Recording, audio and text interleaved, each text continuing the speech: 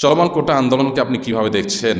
আমরা এর আগে আমাদের একটা লাইভ অনুষ্ঠানে বলেছিলাম যে মৌলিকভাবে কোনো মানুষ পিছিয়ে আছে, দুর্বল, অসুস্থ, তাদেরকে ছাড় দেওয়া, অগ্রাধিকার দেওয়া এটা দোষের কিছু না, এবং সেই সাথে বিশেষ কোনো অবদান কেউ রেখেছে তাদেরকে প্রণোদনা বা বিশেষ কোনো সুবিধা দেওয়া এটা মৌলিকভাবে দোষের কিছু না।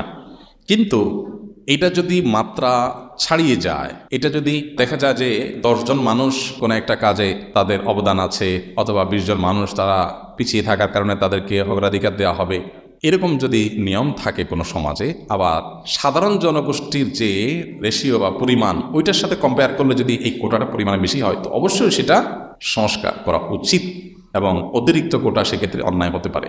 এই সমস্ত ক্ষেত্রে আমাদের দেশে সাধারণত রাজনৈতিক বিবেচনাতে ডিসিশন নেওয়া হয়, মানুষের স্বার্থ সাধারণত বিবেচনা করা হয় না। এটা খুব দুঃখজনক এবং বেদনাদায়ক অধ্যায়। দেখুন, নবী করিম সাল্লাল্লাহু আলাইহি সাল্লামের সাহাবায়ে কেরাম যারা জিহাদ করেছেন বা যারা বিভিন্ন অবদান রেখেছেন দ্বীনের জন্য, তাদের আল্লাহর বিধান অনুযায়ী জিহাদ থেকে লব্ধ যে সম্পদ সেগুলো বন্টনের ক্ষেত্রে তারা ভাগ পেয়েছেন। এর বাইরে রাষ্ট্রীয় সম্পদ থেকে বা অন্যান্য কিছু থেকে নবী করিম সাল্লাল্লাহু আলাইহি সাল্লাম তাদের বংশধরদেরকে ফ্যাসিলিটিস দেওয়া এটা করেন নাই। আমাদের দেশে কোটার ক্ষেত্রে একটা জায়গা নিয়ে আমার গুরুত্বপূর্ণ আপত্তি আছে, এবং আমার আপত্তি করার কারণে হয়তো এক শ্রেণী মানুষ তারা আবার সেটা নিয়ে আপত্তি করবেন। সেটা হলো, আমাদের দেশে মেয়েদের চাকরি দেওয়ার ক্ষেত্রে কিছু কিছু জায়গায় তাদের কোটা এত বেশি রাখা হয়েছে যে ছেলেদের মধ্যে বেকারত্বের পরিমাণ দিন দিন বাড়ছে। এই যে আপনার নার্সিং পেশা মেয়েদের কোটা অনেক বেশি, যার কারণে ছেলেরা চাইলেও এখানে রোগীদের সেবার কাজে আসতে পারছে না। মেয়েদের তারা দিনদারিতার মধ্যে থেকে তারা কাজ করতে পারে, তাদেরকে সুযোগ দেওয়া উচিত, তাদের জন্য এই সমস্ত কাজের ক্ষেত্রে ফ্যাসিলিটিস দেওয়া উচিত। শুধু কোটা না, ওখানে মেয়েদেরকেই একমাত্র অ্যাক্সেস দেওয়া উচিত, ছেলেদের দেওয়া উচিত না। যেমন মেয়েদের যেখানে সার্ভিস হবে এরকম জায়গায় মেয়েরাই শুধু অ্যাক্সেস পাবে। এটা ইসলামের কথা বলে,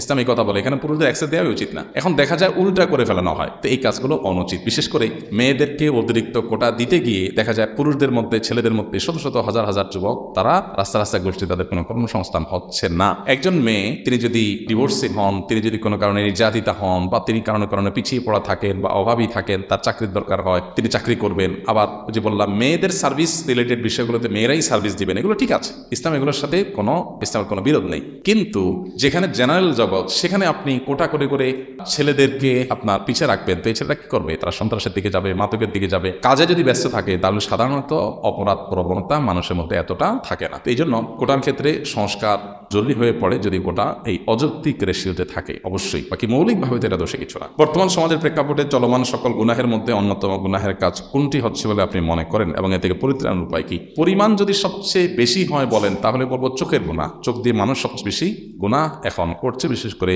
সোশ্যাল মিডিয়া ইত্যাদির কারণে। আর ভয়াবহতার বিচার যদি বলেন কোন অপরাধ ভয়াবহ অপরাধের মাত্রা আমাদের মধ্যে সবচেয়ে বেশি, তাহলে আমরা বলবো গুনাহের মধ্যে, কবিরা গুনাহের মধ্যে হারাম ভক্ষণ করা, মানুষের হক নষ্ট করা, এগুলো আমাদের মধ্যে সবচেয়ে বেশি। আমাদের সমাজে বিশেষ করে বেশিরভাগ মানুষই আলহামদুলিল্লাহ চুরি, ডাকাতি, মাদক সেবন, মানুষ হত্যা করা, এরকম বড় বড় মোটা দাগে কবিরা গুনাহগুলোতে লিপ্ত হয় না। তাহলে বেশিরভাগ মানুষ যেই কবিরা গুনাহ লিপ্ত হয় সেটা হলো নামাজি হয়েও মানুষের হক নষ্ট করছে। আপনি মসজিদে আসছেন, জুতা রেখে আসছেন, একজনের জুতার উপরে আপনার জুতাটা রেখে আসছেন, আপনার জুতা কাদা দিয়ে হেঁটে এসে তার জুতার উপর রেখে আসছেন, তাহলে তার জুতাটাকে ময়লা করে দিয়েছেন, আপনি তার হক নষ্ট করেছেন। আমরা খেয়াল করি না হয়তো।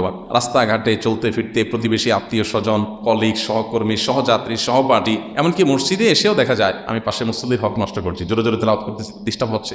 এরকম নানাভাবে আমরা মানুষের হক নষ্ট করছি। আমরা লেবাসি পোশাকে ইসলামে বিশ্বাসী, আমরা আচার আচরণে বেশিরভাগ মুসলমানরা ইসলামে বিশ্বাসী না। এই অপরাধটা, মানুষকে কষ্ট দেওয়া, মানুষের হক নষ্ট করা এবং উপার্জনের ক্ষেত্রে হালাল হারাম বিবেচনা না করা, এই অপরাধটা আমাদের সমাজে ভয়াবহ অপরাধের মধ্যে মাত্রায় বা পরিমাণে সবচাইতে বেশি। বাঁচার উপায় কি? বাঁচার উপায় খুবই সিম্পল। এগুলো থেকে বাঁচার জন্য সংকল্প করা, এগুলোর ভয়াবহতাটা বোঝার চেষ্টা করা, যে আমরা যত নেকামল করি না কেন, মানুষের হক নষ্ট করলে, মানুষকে কষ্ট দিলে আল্লাহর কাছে ওই নেকামলের কোনো মূল্য, ভ্যালু থাকবে না। এটা আমাদের পরিষ্কারভাবে জানতে হবে এবং ক্লিয়ার করতে হবে। আল্লাহ তাআলা আমাদেরকে বোঝার তৌফিক দান করুন। আমাদের সমাজে বেশিরভাগ মুসলমানদেরই ধারণা হলো যে আমরা নামাজ কালাম পড়লাম, রোজা রাখলাম, বাস আমার হয়ে গেল।